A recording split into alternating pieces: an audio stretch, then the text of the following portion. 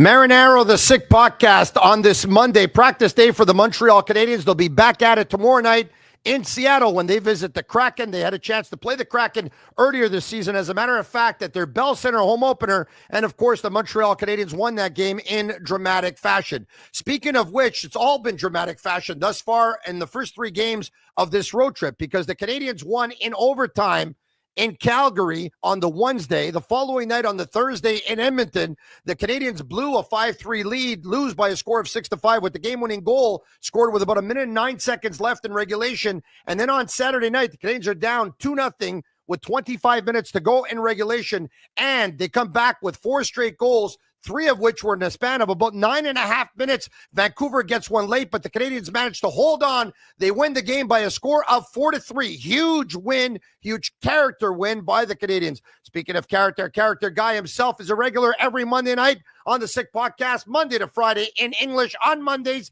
it's Eric Engels' time, and Eric wrote an article earlier today talking about the man of the hour, Ivan Demidov, who put on a show on Saturday like he hasn't put on a show yet thus far in his very young NHL career in what most seem to think has been his best game in the National Hockey League up until now. A game in which he showed all of his ability on the power play, and on one shift in particular seemed to take over before actually scoring a huge goal himself. We'll talk about that because Eric had a chance to talk to 5 people in the know, much more than me and you. We're talking about scouts. We're talking about former players. We're talking about rink rats.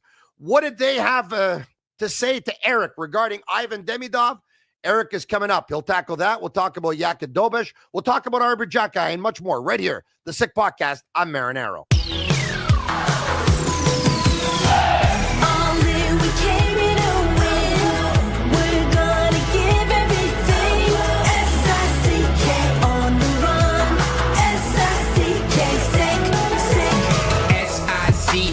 It's the sickest podcast. Tune in for the audio, or you can even watch back. Giving players all the props, or put them on blast. We don't give no hot takes, only talk facts. We're giving all our devotion, riding high on this wave of emotion. Going all out, yeah, cause this is our time. No, ain't no stopping us till we reach the finish line. All in, we came here to win. We're gonna give everything. S-I-C-K on the run. S-I-C-K, sick, sick. On fire, we're ready to fight. We'll bring the house down tonight. S-I-C-K on the run. S-I-C-K, sick, sick. Play it on the car ride, play it when you lounge. X and O, you know that we can hold it down. Shout out to my man Sammy, got it off the ground. And to all the listeners tuned in right now, got debates, analysis, and speculation. This is sports talk for the new generation. You know where to find us, got a reputation. Sick Podcast, your #1 sports destination. Giving all our devotion, riding high on this wave of emotion. Going all out, yeah, cause this is our time. No, ain't no stopping us till we reach the finish line. All in, we came here to win. We're gonna give everything. S-I-C-K on the run. S-I-C-K, sick, sick. On fire, we're ready to fight. We'll bring the house down tonight. S-I-C-K on the run. S-I-C-K, sick, sick. S-I-C-K, it's the sickest podcast. Tune in for the audio, or you can even watch back. Giving players all the props, or put them on blast. We don't give no hot takes, only talk back. S-I-C-K, S-I-C-K, S-I-C-k, S-I-C-K, S-I-C-k, S-I-C-K, S-I-C-k, S-I-C-k, S-I-C-K, S-I-C-k, S-I-C-K, S-I-C-k, S-I-C-k. all in, we came here to win. We're gonna give everything. S-I-C-K on the run. S-I-C-K, sick, sick. Turn up your volume. Because you're about to listen to The Sick Podcast. with Tony Marinaro. 55 seconds left in the penalty, a minute and 27 seconds left in regulation time. Boston 4, Montreal 3. Lafleur coming out rather gingerly on the right side. He gives it into Lemaire, back to Lafleur. Oh! The sickest Montreal Canadiens podcast. You're in the ball! Sports entertainment like no other. Rejoint, on lui fait perdre la rondelle, une passe devant. Et c'est le dégagement et ce sera la victoire des Canadiens.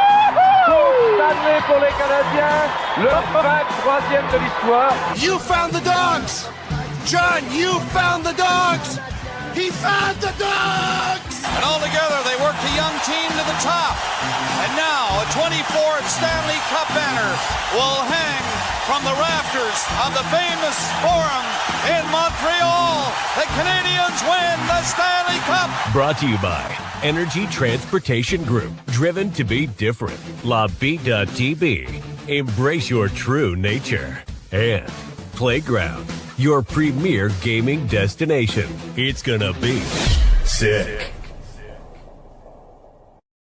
Marinaro, the Sick Podcast on this Monday, October 27. Thanks for being here with us. In all transparency, this podcast was recorded a little bit earlier in the day. Why? Well, because I gave Eric Engels a call and I said, are you in Seattle with the Canadiens? He said, no, actually, I was on that trip. I was there for the Calgary game. I was there for the Edmonton game, and I got in late last night, so I'm in town. And I said, why don't you come join me in studio? And he said, when? I said, well, come now.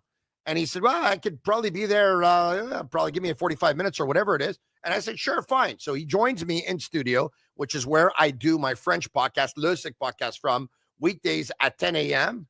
Thanks for dropping by, man. I appreciate it. I wouldn't do it for just anybody. Thank you very much. Here we are. I very, very much appreciate it. And there is Eric, of course, of Sportsnet and sportsnet.ca.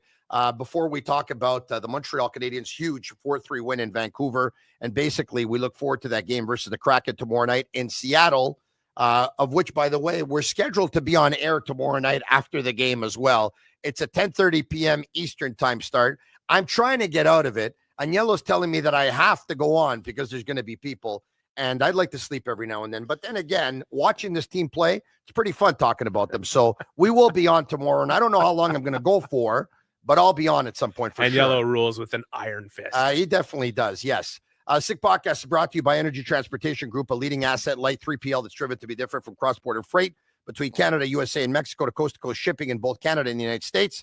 Energy moves it all. They're fast, reliable, and powered by tech that delivers smarter logistics. If you need a real partner in transportation, contact the team at sick@shipenergy.com and see how Energy Transportation Group is changing the freight game. Also, you haven't really played poker until you played at Playground. Voted Fan Choice Best Poker Room at the 2025 Global Poker Awards. Enjoy free drinks at every table, free food at all cash games, and daily tournaments, plus the biggest events in the game like the World Poker Tour and the World Series of Poker Circuit. Don't miss your shot at the world record Babby Jackpot, closing in at $1 million minutes from downtown Montreal, across the Mercier Bridge. This is Playground.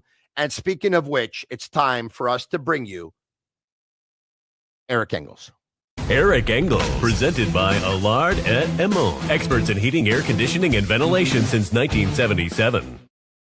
For nearly 50 years, Allard and Emont has set the standard for HVAC service in Montreal. Their focus is simple: unmatched quality and dependable comfort for your home. Visit allardemont.com to learn more. Allard and Emont, experts in heating, air conditioning, and ventilation since 1977. Speaking of the heat, the Vancouver Canucks put the heat on the Montreal Canadiens. I would say in the first 35 minutes of the game or so, we're off to a 2-0 lead. And then all of a sudden, Eric, this is what I find amazing about the win. It wasn't perfect. It wasn't easy. I didn't expect it to be.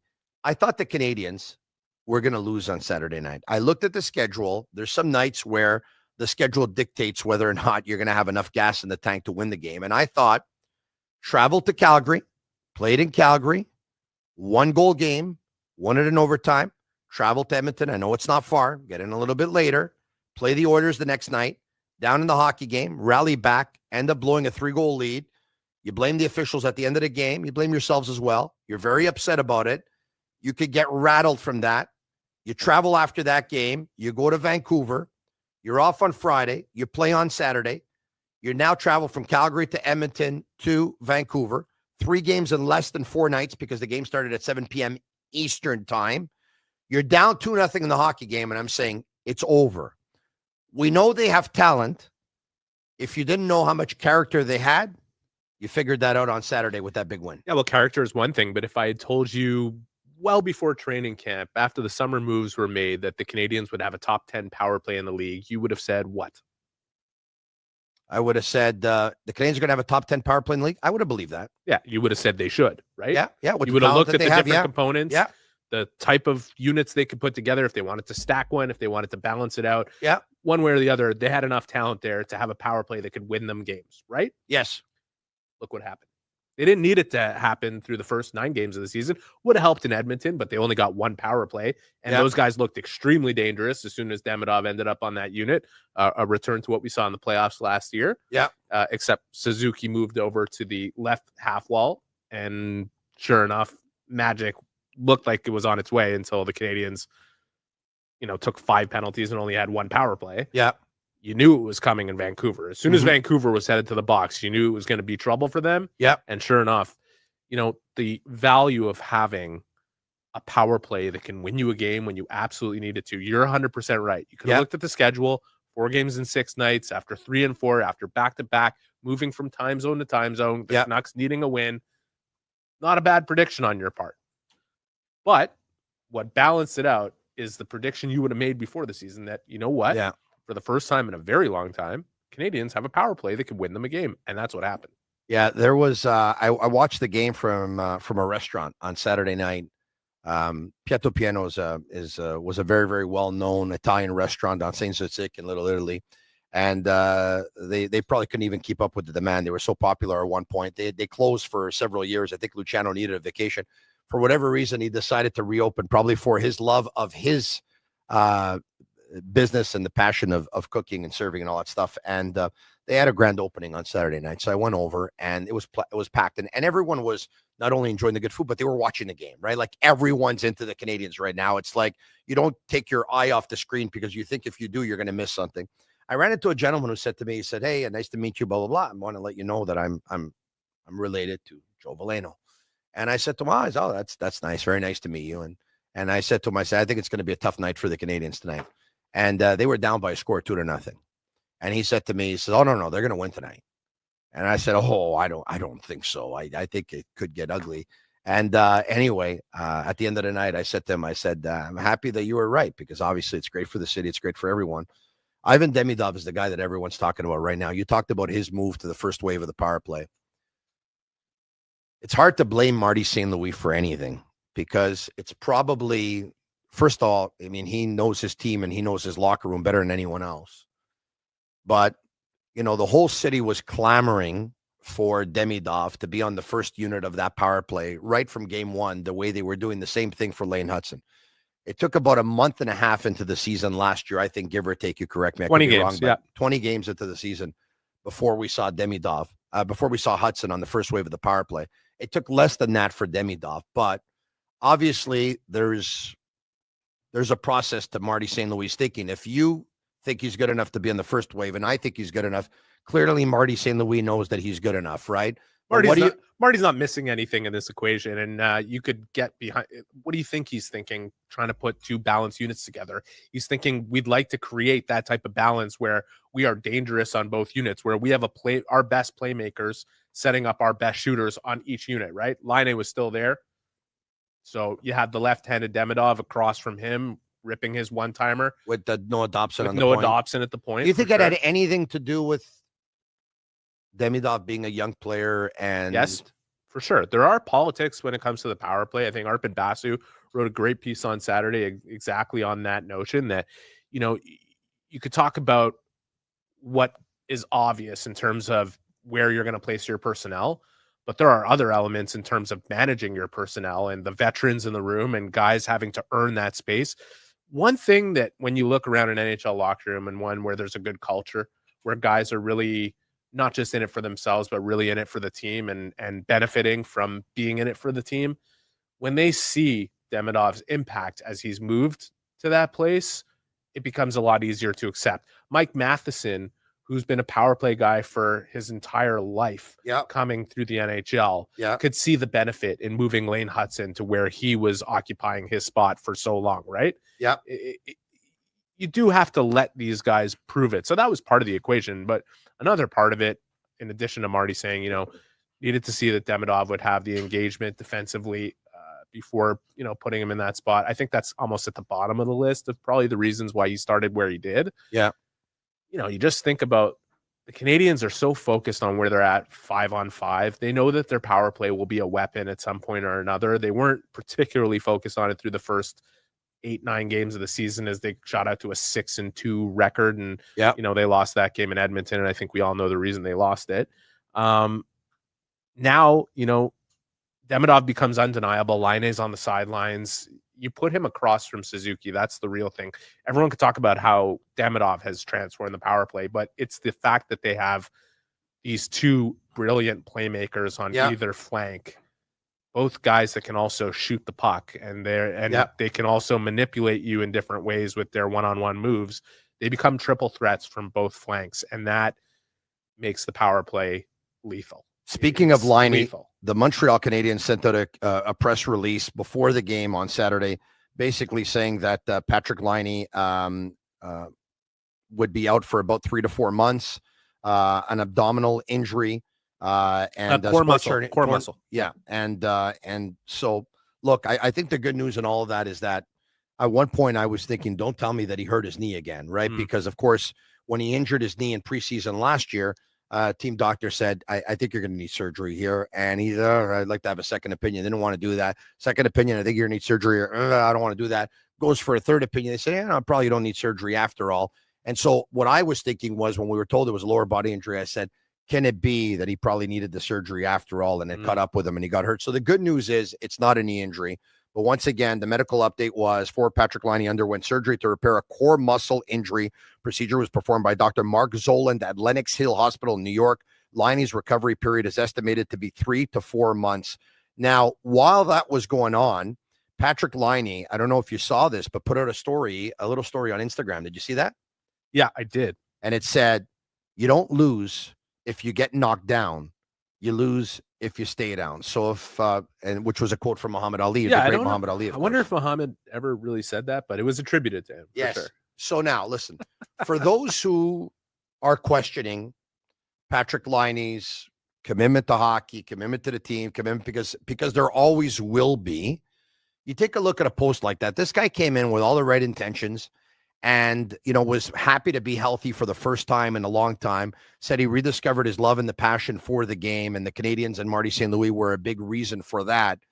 But then we saw him clearly not being his best. And now it makes sense to me, because at one point I was saying Patrik Laine is diverting a lot on the power play. Instead of shooting, he's giving the puck. And when he's shooting, his shot's not the same. I think we know what was plaguing him. Yeah, I don't know how long it was plaguing him for. Look, this is rough news for him. I'm not going to say it's not bad news for the Canadiens, but it's worse news for Laine, right? He's in a contract year. Yep. He had intentions of showing the best version of himself, which we never really got to in the short sample. I will say, thought his intentions were good at 5-on-5. I thought his play was better. You look at the Canadiens in general, I don't want to say that they won't miss him. He can shoot the puck and score and create the type of diversity on the power play that they might need at some point if things run cold on that top unit. He was a big part of the reason they made the playoffs last year. He had 15 power play goals. He had 20 goals on the season in 52 or 53 games. 52. 15 of the 20 were in the power play. But the reality is, at 5-on-5, he's with Evans and Anderson, which they didn't have chemistry. Not an ideal fit for Evans and Anderson in terms of the way they need to play, and not an ideal fit for Laine either, right? Who needs some playmaker to set him up with shots where they play a much more direct, behind the defense cycle type. And also, when you think about Gallagher with Evans and Anderson and what their role is as an actual line, much more of a fit, north-south. Yeah, but it's also that the role itself is so pivotal to the Canadiens being able to win games. You're right about that. So very unfortunately for Laine, in a nutshell, he didn't have chemistry with anybody. That's not to say that he might have built it. He might have built it on more of an offensive line, but his game had to get to a certain place from a 5-on-5 reliability factor to be able to play on that type of line without hurting the Canadiens. So look, it's bad news for him. Yes. As Marty St. Louis always says, Yeah. the league doesn't care. Like it moves But I agree on, with and you the on Canadians have to move on. I agree with you on one thing, right? Because I would imagine everyone watching us right now, they're not going to miss him. To think that everyone's going to be hot from the beginning of the season to the end of the season, that's just not You reality. need depth and you need scoring. And To think that everyone else is going to be healthy from the beginning of the season to the end of the season, that's not reality either. To think that that not one line is going to struggle between now and the end, that's not reality either. So at one point, he was going to make his mark. At one point, he was going to score a big goal on the power play. Now, it's looking like at this point, 3 to 4 months, he'll probably come back after the Olympics. Yeah, you just don't know if it'll be for the Canadians. I mean, I think it's a realistic outcome here, right? You look at it, say it goes the latest possible date, or say he comes back for the Olympics and he's there for Finland, and then they come back from the Olympics. They're a week away from the trade deadline, basically. They're 10 days away from the trade deadline. At that point, there could be a chance to give him to another team, knowing that team's going to say we're on the hook for a salary for less than 2 months. There could also be another couple forwards coming in here at that point that create an even stiffer competition up front than there is currently. So it'll be hard for him to come back at that point too, when everyone's level is now, they've put it to an extra gear. Yeah, right? we'll see where the Canadians are at that point. We'll see how many guys are healthy, and we'll see what kind of additions they might have made at that point, right? Like, you don't know. They could be early actors. There could be teams before the Olympics that get. There's a lot of things that can happen right now. The only thing in Patrik Laine's control is his rehabilitation, which obviously we're wishing him a speedy one. Like you think about everything the player has been through. I felt bad for him reading that news. Yeah, and so did I. Hey, listen, I read your piece earlier today. If we can bring it up, it's a great piece. If we can bring up a picture of what it looks like on Sportsnet and sportsnet.ca. Ivan Demidov has already begun to draw comparisons to some NHL legends. Eric talked to a handful of scouts about the young Canadiens' star electric profile. I'm going to say this. I felt really good about myself reading this because the first time I saw Demidov play, the player I immediately thought about was Kucherov. Because I believe that he could be to the Canadiens' power play what Kucherov has been to the Lightning power play. Kucherov is a player that's not only incredibly skilled, but he works really hard. 200 feet. He's very passionate about hockey. He works at it 12 months a year. You talk to anybody close to him that will tell you that, at the end of the Lightning season, even if they win the Stanley Cup, within 2 weeks, the guy's back on the ice. And there's a lot of comparisons, I think. But what was pretty cool is that you talked to, 6 or 7 people, maybe more. 7, yeah. And his name came up, but other names came up as well. So without giving away the entire article, we're going to give away a lot of it. And I hope that still people will go and read it because it'll really captivate you. It's a great piece of journalism, Eric. And I'm not saying that just because you're here. I'm saying that because I read it and I really liked it. You asked them a couple of questions. Number one, who does he remind you of? Number two, what area of his game does he need to work on? And you asked other questions as well. Yeah, it was number 2 was what stands out to you about him, and number 3 was what does he need to do to be able to capitalize on his potential as fast as possible. The answers were amazing. I want to talk about there's 5 the profiles of the people that you spoke to and their background. Yeah, so there's 5 pro scouts that I surveyed. Okay, and there was one longtime NHLer who works in media, and another like a longtime NHLer who played close to 1,000 games in the league. And another guy who has 4 decades of experience in every front office role that you can imagine as a master scout. Did you do this in person while you were on that road trip? I did. So with the pro scouts in person through Calgary, Edmonton, and Vancouver. Yes. And the other 2 guys I reached out to because I value their opinion. This is my 18th year covering the NHL, and these are 2 guys that I've always turned to balance analysis and opinions with. They're such smart hockey people. I want to talk about the scouts for a second. Okay? Yes. It's very rare that you will have a scout give you a profile of a player without having multiple viewings of that player, without having every discussion on the ground. And I don't know if the general public understands how valuable the work is that a scout does. These guys live in their cars, in airplanes, and hotels. They are at so many games. They have so many viewings of a player that they build a profile with. They are boots on the ground talking to everybody that they can connect with that would know something about that player. They talk to each other to balance their own opinions. Let's put it this way. The Buffalo Sabres would not be in year 15 of a rebuild. Yes. If they had proper scouting, if they valued scouting the way it needs to be valued. And some of the other teams that have been extremely successful put an incredible emphasis and have a lot of manpower when it comes to scouting. So it's a very difficult job, especially with all due respect to the role of a pro scout, especially when it comes to amateur scout. Like to project what a player is going to be in about 10 years from now, it's already very hard to project what a player will be in 2 years from now. Imagine 10. What these guys are able to do is identify the intangible qualities of what makes a player a winner. Anybody could look at a player and say, wow, that guy's really good. Like there is so much more information that you need to gather. Yeah. Like everybody knows Demidov skilled, and everybody knows Suzuki can pass the puck, and everyone knows Caulfield can shoot the puck. Yeah. That's, but you can't even possibly understand the amount of intel that these guys collect, not just watching these players. They are scraping under the seats to find any information they can possibly get on the players. And you remember when they drafted Caulfield? Sure. And remember Habs TV did a little bit where they showed us, they were all mic'd up at the table and they showed us behind the scenes and stuff like that. I remember Trevor Timmins was the one that's like, he wanted Caulfield first. Shane Churla said, okay, yeah, Caulfield. Marty Lapointe said Caulfield. And then they asked Marc Bergevin. Trevor Timmins asked him, are you okay with that? And he said, yep, I'm okay with it. They had taken him to supper. They really liked him. They were a player. He was a player they were interested in taking. But Pat Brisson at the time told Marc Bergevin, I understand why you're taking Cole Caulfield to supper. He's going to go top 10. You have the 15th pick. And he was there. But Trevor Timmins at one point was talking to Claude Julien, who came over, and he told him, he said, Caulfield is a guy who doesn't only score from the perimeter. He can score in close. He can beat you any which way. He battles for ice. He goes to the net. And like he was going in detail. And probably a bunch of people would have watched Caulfield play, and they probably wouldn't have said that. Like the average fan would not have said that he battles for open ice. And now everything that Trevor Timmins said that day, I look at Caulfield's game right now, is 1,000% right. Cole Caulfield is about 5'9", 5'10", Max. and 175 pounds. I don't think he's 5'9", but anyway.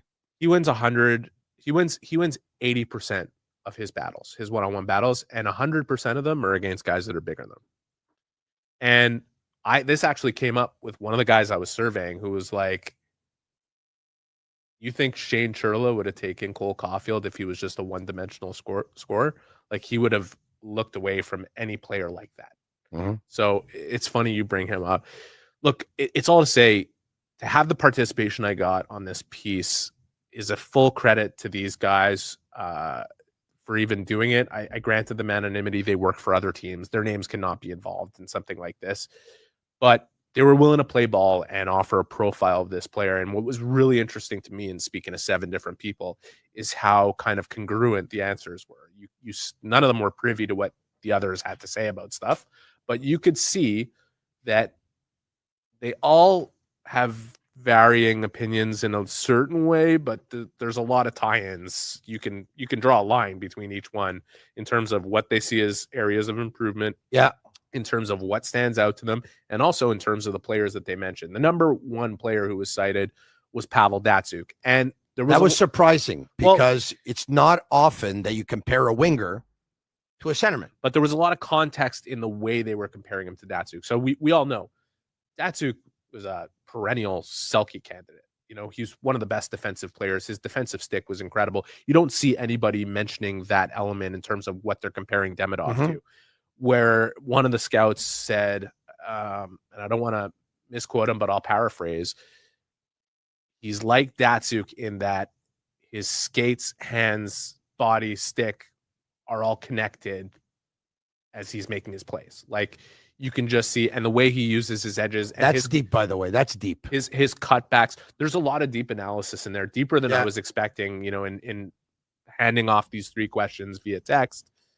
The guys took the assignment seriously, which was, makes the piece. There was great analysis on the defensive side. You did your cold open, and I listened to your cold open, and you said it might have been Demidov's best game in the league. And Demidov would disagree with you, okay? And I would disagree with you. I think it was actually wasn't a bad game, but it was one of his worst games in the league until he did that's what makes him so special, is that even in a game where he's not playing great, he can find 2 or 3 plays to make that would completely change the game. And he got burned on Elias Pettersson's goal. I saw that. He got one of the scouts talking about stuff he needs to improve, and I'm sure he saw this in the game. I think it's the last person that's quoted in my article talking about how needs to be able to manage board play in the defensive zone when he's under pressure. You could see there were certain parts of the game where that was a real struggle for him, and that's normal at his age, right? Like one of the other scouts, the first scout that was quoted talking about being defensively predictable, that when chaos ensues in your zone, you need to know exactly what he's going to do, that he's not going to chase the play. We've seen throughout the first 10 games this season, and obviously the ones that he played last year, that there are things to figure out on that side of it. What you have to love about the player is, on top of the talent, the commitment and the engagement is so high. It's his competitiveness. He doesn't give up on plays. He's proud. He's a proud player. And, yes, granted, everything you said about on Saturday night, I also saw him, like you just said, feed Suzuki on the power play, that if it's not him and it's anybody else, they're shooting the puck. 95% of guys would shoot the puck there. And 95% would probably shoot it when he gave it to Slavkovsky as well. You're within 7-8 feet of the goalie. You're going to take a swat at it. I mean, that play, can we talk about that play? Yeah. Puck hits him. He's in the highest pressure part of the ice where he's looking at a couple cross checks coming his way, right? And the puck is on his body. And as soon as it gets down to his stick, he moves it directly to Slavkovsky's stick for a goal. Like it's not like he decided the second the puck hit the ice to move it there. He knew exactly what he was going to do with it well in advance. And go back to what he did in Calgary, right? Like I was in Calgary, and the game-winning play that he makes, I had a feeling he knew exactly what he was doing with it the second he got the puck on his stick. I read your article on that one as well. But I asked him, and he said, "Oh, I knew where Matheson was." He didn't say it exactly like this, but he said, what he said exactly to me was, "I knew he would be hidden on the other side. I knew that he was going to be, they wouldn't be able to pick him up and know that he would be an option for the pass." He didn't say it exactly like that. He's Russian. His English is pretty good, I got to say. Yeah. But he said, "I knew he would be hidden." And he said that he saw Matheson the second Matheson came off the bench. And Matheson said, "I said, hey," as I was crossing. And then I realized I should shut my mouth because he knows exactly where I'm going to be. But think about how short 2 seconds is to us, and how long 2 seconds is on the ice, because Demidov made his decision on what he was going to do with that puck in Calgary 2 seconds before he executed that play.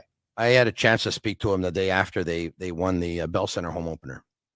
And he ended up tying the game with 2 minutes and 41 seconds left. Of course, that's when Laine fed him on the power play, and he brought it right to his backhand and up and over Joey the Court.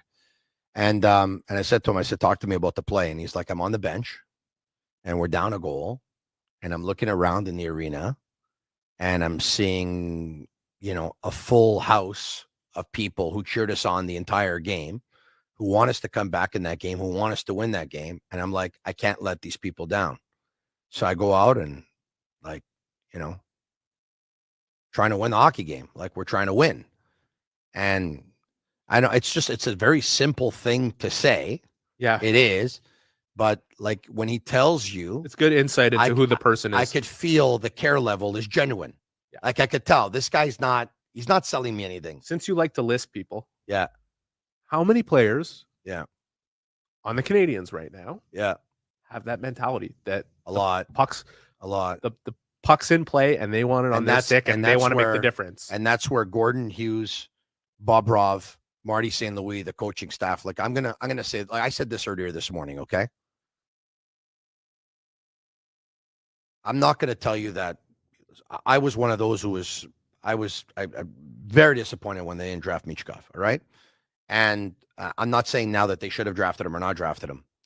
But when I watch Michkov play now, okay, and he's still incredibly talented, I don't think he has the care level of a lot of players in the Canadiens. I think he's an incredibly talented blue line in player.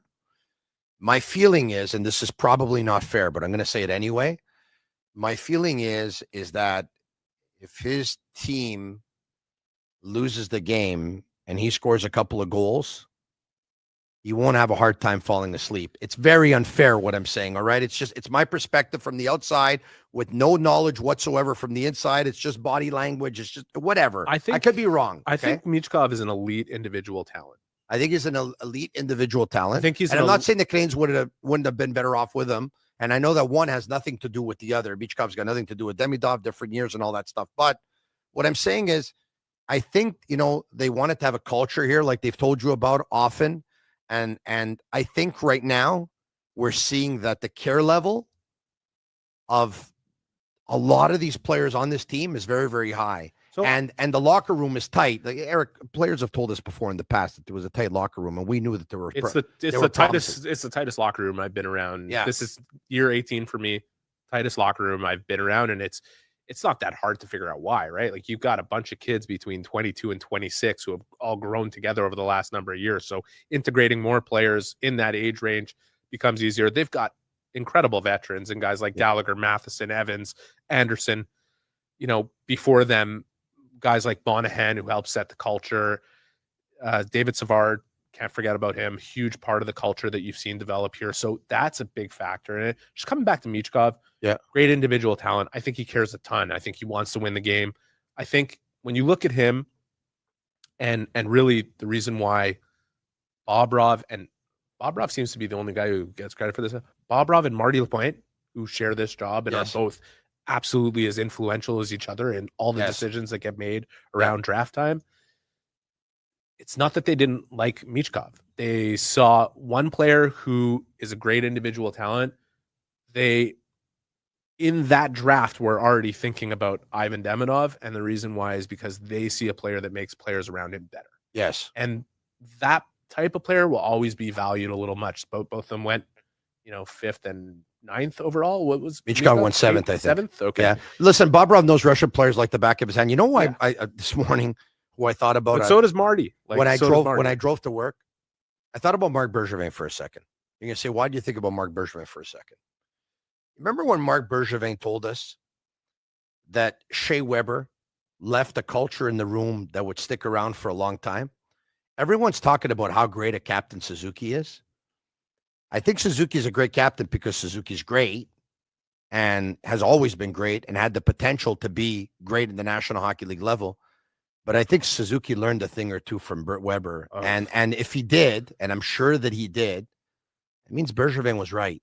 Because when Bergevin used to tell us, Shea wasn't here for a long time, but whatever, and there was the injury at the end. But the culture that he instilled here will be able to manifest itself for many, many years. I'm not going to lie to you. I used to hear that and I used to say, no, once he's gone. No. He was right. Yeah, he was right. And you could think of him also because of Suzuki and Caulfield and Goalie and Xhekaj and, some of the things and pieces that he left behind here are a huge part of drafting a Struble. What's driven such a healthy culture that's developed around the Canadiens. Look, come back to the original point. Not just people who care, okay? And you don't win without really good people. That's a huge thing. How many players, list them, believe that they can make the difference in a game? You've got Demidov. Yeah. You've got Caulfield. Yeah. You've got Suzuki. You've got Hudson. Yeah. You've got Matheson. All of those guys with the game on the line want the puck on their stick. Yeah. They all want the puck on their stick. And when you have that many guys who have game-breaking ability to go with the desire to make the difference, well, you have a winning team. Like it's very clear where the Canadiens are headed here. Are they going to have some sequences where instead of being 7-3, they might go 3-7? Of course. It's a long season and there's a lot of competition and it's a close competition out there. But man, are they headed in the right direction with what they have. Sick Podcast brought to you by Bittt Tibi, their new ultra lager, refreshing, thirst-quenching beer. As you see it right here in front of me, it's perfect for those cool fall days with only 90 calories, 2 grams of carbs, 4% ABV per can, available in a pack of 6 and 12 in grocery stores all around the province of Quebec. It's ultra light and ultra refreshing. Also, shout out to our partner, Accent Insurance Solutions. You know, all insurance isn't created equal. You know where to find the right solution for you. Accent Insurance. Accent doesn't sell insurance. They shop insurance for you to find the right product right on the money, whatever your insurance needs. Home, automobile, or business. Visit their website, www.accentassurance.com. You can give them a call at 514-363-3636. Who's going to win tomorrow night, the Montreal Canadiens or the Seattle Kraken? Go all the way with Betway. Get a deposit matchup bonus up to $300 on your first deposit. Scan the QR code on the screen or click on the link in the details section to create an account. Redeem your welcome offer. Offers only available for new customers. Only for new customers. Terms and conditions apply. Offers not available in Ontario. Must be 18 years of age and older. And please play responsibly. All right. Okay, Tony, hold on. Yeah. I left one key guy off the list. Can you guess who it is? Adam Nicholas. No, guys who really want to make the difference. Players. Okay, so you one said key guy. I listed Demidov, Caulfield, Suzuki, Matheson, Hudson, but I left off and Dobson. No, one key guy plays a different position. I'll give you a hint. He's a player. He's 5-0-0 on the season. Jakub Dobes. Got to talk about him, right? Well, listen, you got to talk about him. And since the Canadiens won on Saturday night, I heard a few people say, well, yeah, I think you got to come back with Montembeault on Tuesday night. Now, at the time of this recording, I don't know if we don't know who's going to play on Tuesday night. If it was up to me, and I'm nobody, far from being qualified for being a coach, I'd go with the guy who's making you win right now. I go with Dobes also. And I go with him because of the schedule. I go with him. If you needed to keep two guys hot at this point, you certainly go with Montembeault, knowing that the next game is Saturday. But because Montembeault's not hot, and because he needs to work on his game, because he needs to build his confidence, which is not a 0 to 60 process, it takes time to build it back up when it comes down. And I like the way you're thinking. I just want to be on the record about this. All this is a confidence blip for Montembeault. The idea that he's not good and I don't buy that. People whatsoever. need to shut it with this. I don't buy that. It's become ridiculous. In the last 5 years that he's been here, there's been a progression every single season. He's had, ups and downs thus far this season. In 5 games, he's had hiccups. That's it. You don't do what he's done in the last 4 years. Start 62 games last year, help the Canadiens get into the playoffs, deliver a .902 save percentage, was the second best save percentage of his career. The best one was the year before that at .903. He was high up on goals saved above average with a more in the top stat. 5. In the top 5. He'll be fine. And right now he needs some time. He's very low on that list. He needs some time, and the schedule is buying some time. And I understand you don't want to freeze him out for too long. That's obviously the case. But you have the luxury of a bit of time here between Saturday's game. I think it's against Ottawa. Yes, it is. They host the Senators. And I think you don't have to worry about rust settling in at this point. Right now, he's cold. I think give him time. I love the way you've looked at this. Let him build it back up. Ride Dobes through the rest of this road trip. And it's not just that you put Montembeault back in Saturday at home at the Bell Center against the Sens. It's that it's a challenge for him to rise to right away. Here, I like his chances. Here, I'm not so sure I agree with you. So I loved everything you were saying and agree with everything you're saying. Dobes is giving, his performances right now are giving Montembeault something that he needs. Time to get his game back on track. So if you put him in and you haven't had the necessary time or repetitions or practice, at that point, you end up taking a couple steps back if Montembeault plays tomorrow night and unfortunately doesn't play the kind of game that he wants to play. So Dobes is giving you time, but I'm going to take it a step further. I think if Dobes goes out tomorrow night, plays a good game and wins, I think you got to come back with I understand. I understand that. But I think you can't, there is an expiration date on allowing a player's confidence to come back up or plundering his confidence a little bit further after giving him that time by taking more time away from him. There's a balance to it. Marty St-Louis got to think of his team more than a player, though. Right now, though, but right? I think he's doing that. I think that decision is clear on Saturday when he started Dobes. Yeah, I don't know we're taping right now, right at the time the Canadiens are practicing in Seattle, and Yeah. Marty will talk after, and I wonder if he will even confirm who his goalie will be. Yeah. I'm doubtful, but I guess we'll find out, and by the time people watch this, they'll know already. Yeah. But if I'm them, I'm trying to keep an eye on everything. Yeah.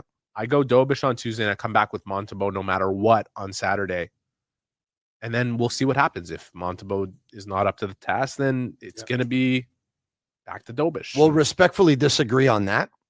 The Canadiens on their Twitter account, I want to show you something.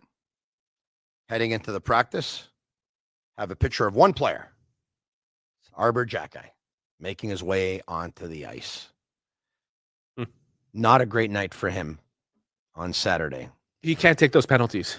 Both of them were bad, and I don't care who wants to complain about the first one. It's a penalty all day, every day, and the second one is completely unnecessary. Newhook has already created separation, and it's an interference call. He puts himself in front of the player. Yeah, and there's no reason to do it. Like it's a pick play. The net, you could have used the net as a pick. Yeah, you know, like which Newhook was basically doing. It's just there's no doubt. I don't think anybody needs to talk to Xhekaj for him to know that. And like you and Montembeault, I don't think his confidence is very high right now, right? He's the player, he's the defenseman who gets the least amount of ice time. And by the way, I don't blame Marty for this, right? Because and you know, when I talk about this, and I actually get one or two people are saying, hey, you have something against, I love Xhekaj. Like, I don't know anyone who doesn't love Xhekaj. Like, I can understand people saying Xhekaj could be very important to the Montreal Canadiens. Like, every team needs a guy like Xhekaj on it. And the fact that, you know, we're talking about an undrafted player and he's worked so hard and he's defied all odds to get to this point. But I don't even want to make it about Xhekaj. I also want to make it about Strubal's been really good. Like in camp, you said to me, Xhekaj's been amazing. Like Strubel was good in camp, but Xhekaj was another level. And you were right. It didn't mean that Strubel was, but Xhekaj was another level. Strubel's at a very high level right now. So what's changed from camp until now for Xhekaj? Because I have an answer, but let's see what you say. So one of the things I think, so you remember that game in Quebec City where a couple of Ottawa Senators players were taking liberties, and at one point Xhekaj said, I had enough here, and the wires touched, and he like just destroyed everything in sight, and Jane Strubel did the same thing, and so did Florian Xhekaj. I could be wrong about this, but I get the feeling that in preseason, Xhekaj thought that he could do what he wanted to do, and it would be okay because nothing was on the line more than that. I also think that he came in amazing shape, maybe took advantage of maybe other teams not having their best players on the ice at that point. I don't think this is what you're thinking. No. So I'd like to hear your answer. But it's not like terribly off. Ice time. Ice time is what changed. It's, you know, in the preseason without full lineups and playing a little bit higher up and playing in a more regular rhythm. It is one of the hardest jobs in the NHL. And you speak to any veteran defenseman, they will tell you the same thing. To be on top of your game in sporadic shifts, playing a total of 10 to 12 minutes. Well, ice time has changed because now that there's points to count in the standings, and Mike Matheson's playing 25 minutes a game. Ice time has changed because the Canadiens have 5 defensemen with goalie healthy, and you know, Strubel being a better fit up the lineup than Xhekaj is. That Xhekaj is going through a normal process of trying to find his best way to be effective over those limited minutes. And he's not being short-shifted because he's the 6th and forget. He's being short-shifted because Alex Carrier is the 5th. Like, I was really pissed off in Edmonton, and I'll tell you why. The officials turned the game into one that I couldn't write about what I wanted to write about. Because if you watch that game, you want to write about how good Carrier was. I wanted to write about how good Carrier was. And I wanted to write about the Evans line. I wanted to talk about how on the youngest team in the league, it was the veterans who absolutely took over. Carrier had like 8 shot attempts in the first 2 periods. He was all over the ice. They had killed 3 penalties in a row, him being a big featured player on it with Matheson in the box for 2 of them. He was so good in that game. This guy is a good number 4 on 75% of the teams in the league. I would say he could be a number 3 on the Nashville Predators today. I mean, that trade is just, say what you want about it. I mean, I think Kent's made a couple of dandies. The Bolduc trade is looking pretty good right now. This is not the Canadiens and Marty St. Louis against Arber Xhekaj, okay? Like, and Arber Xhekaj is not being short-shifted because he's Arber Xhekaj. It's because Carrier is the 5th defenseman on this team. Like, this is the strength of this team. And Gooley's going to be healthy soon enough, and that strength will show.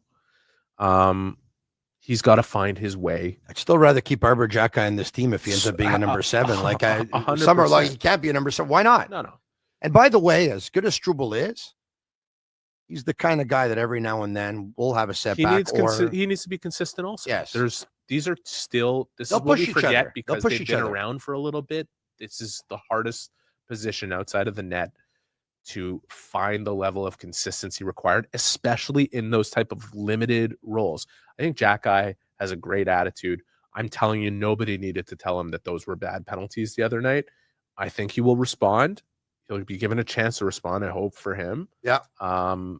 If he has to sit for a game, he has to respond to that. I don't think that'll be the case, but we'll find out. I just think it's very hard. People don't realize how hard it is to be effective over 10, 11 minutes, and not just 10, 11 minutes, like where you sit for 7 minutes and then play a shift. It's a very difficult ask. I remember talking about this with Mike Weaver when he was with the Canadiens. I remember talking Mike about this Weaver. There's a name from the past, eh? just veteran guys who have played that number 6 role, because it's rare that a young guy plays that role because of how difficult it is to play that sporadically. So it's something that people have to keep in mind when they watch him play. Marinaro, a shout out to Soccer Roof and soccerroof.com. There's a shortage of soccer complexes in the city and in the province. As a matter of fact, there was one that we had in Lachine, close to my home in LaSalle, off of First Avenue, which was the Soccerplex Catalonia that was sold years ago, and they've built a bunch of condos there. So there's a shortage of complexes.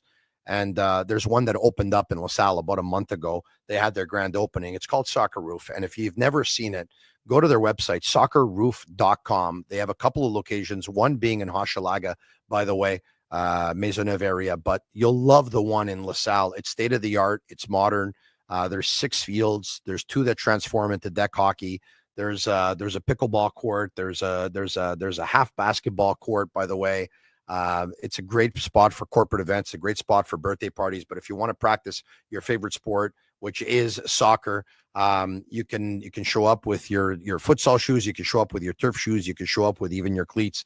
It's got boards around it. That's what makes it different. They have various leagues, by the way. You can sign up your team in a league, and the ball is always in play. It's off the boards.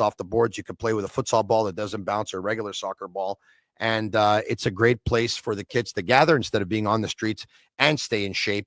And so you have to check it out. And the number to call to reserve a field, it's at 7816 Boulevard Champlain in LaSalle, is 514-365-2826. I want to end with this. I want to end with Alex Newhook. A lot of people take a look at the Canadiens, and okay, Nick Suzuki's, he's not small by any means. Obviously, he's 5'11", but he's a thick 205. Okay. Then you look at Cole Caulfield that you talked about before, 5'9". He might be 5'8". Lane Hudson was probably about 5'9". And Brendan Gallagher was probably about 5'9". And there's a lot of players. Alex Newhook is 5'11". There's a lot of players who are less than 6 feet tall on the Canadiens, which probably isn't a template to win the Stanley Cup if you take a look at the past couple of years. And because of that, a lot of people say, well, Gallagher after this year has another year, and then Newhook after this year has another year, and 2 players will be out. And by the way, they also have in the organization Sean Farrell. They used to have Barry Boulet, yada, yada, yada. But Alex Newhook,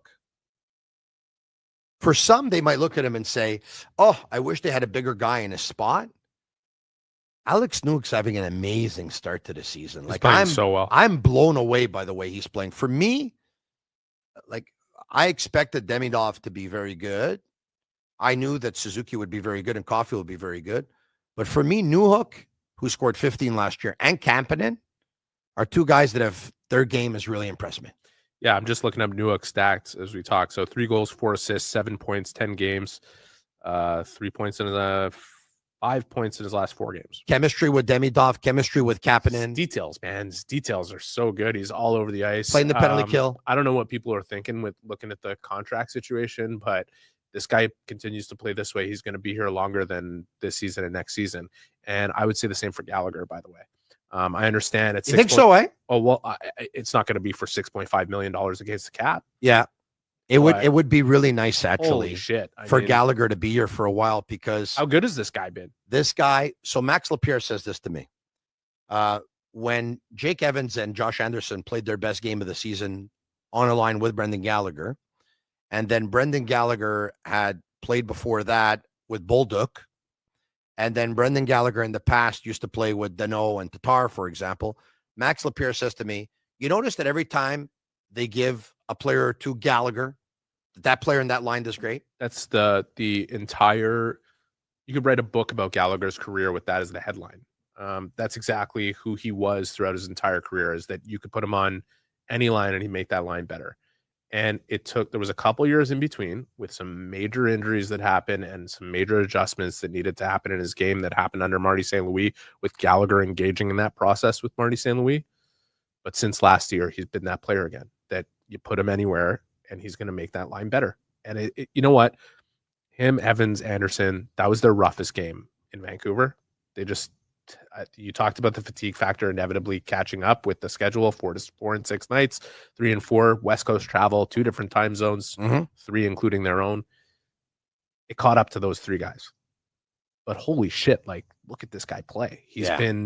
There's a lot of teams in the league, I'm telling you, that they were interested last year, and they'd probably be interested this year if the Canadiens weren't so competitive. And he's so important to them that even at 6.5, they'll ride that out. If he continues to play at this level, and I'm not putting that past him, I don't care about his age. His details and his desire is so strong. Yeah. It's just, I'm not saying it's guaranteed I'll finish his career with the Montreal Canadiens. There's a lot that could happen between now and when his contract expires, but it's not a given that he'll be out the door as soon as it's done.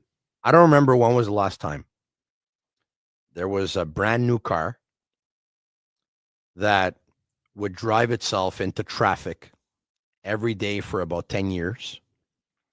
And then about 10 years later, it started to go in the garage for repairs, and then come back out and then go back in for repairs, and then come back out and go back in for repairs. And when the car starts going in for repairs and it's about 10, 11, 12 years old, it never drives the way it used to. And then all of a sudden, when you're thinking that you probably have to get rid of the car or the car's value has gone down, it's never going to drive the same way.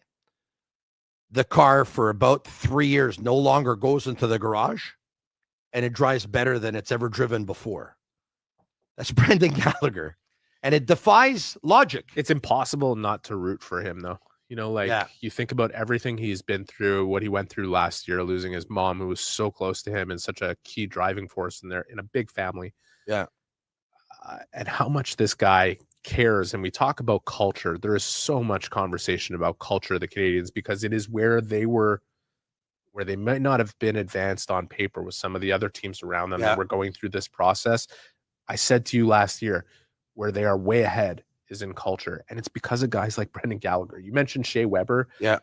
Gallagher is one of those glue guys. He is one of those guys that sets such a critical example for guys like Demidov and Hudson, who you think they're born with it and it's baked in already. But just watch how this guy works shift after shift, day after day, practice after practice in the gym, and what he dedicates his summer to doing so that he can be in optimal condition to take advantage, play in a league that's getting faster and faster. And he still manages.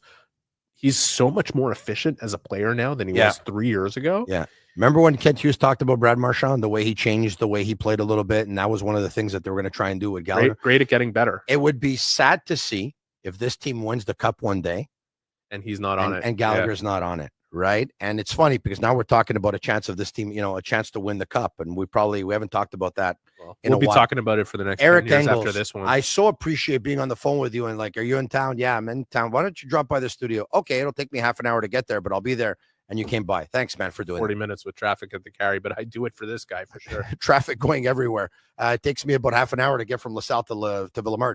But anyway, that's the city we live in. But you have to love it because Montreal is Montreal. I always say it's one of the most beautiful cities in the world that they're trying to ruin every day. It's Yeah. really something what they're doing here. Well, I don't want to get into that, but if there was, a few more, There are parking mayoral elections coming. If there was a few more parking spots and a few more businesses open compared to bike lanes, it would be pretty good for Streets everyone, that you could drive on, sure. Yeah. Okay. The Sick Podcast is brought to you in part by Energy Transportation Group, as well as Playground, as well as Bittt Tibi, as well as Accent Insurance Solutions and Betway as well, and also bringing you Eric Engels today. Allard and Aimont, the standard for HVAC service in Montreal, allardaimont.com. For Juliana Cavallaro at Master Control and all of you watching us on YouTube, Facebook, and on Twitter, leave us a 5-star review. It's our way of feeling the love. Thanks for watching the Sick Podcast. He's Eric Engels. I'm Marinaro.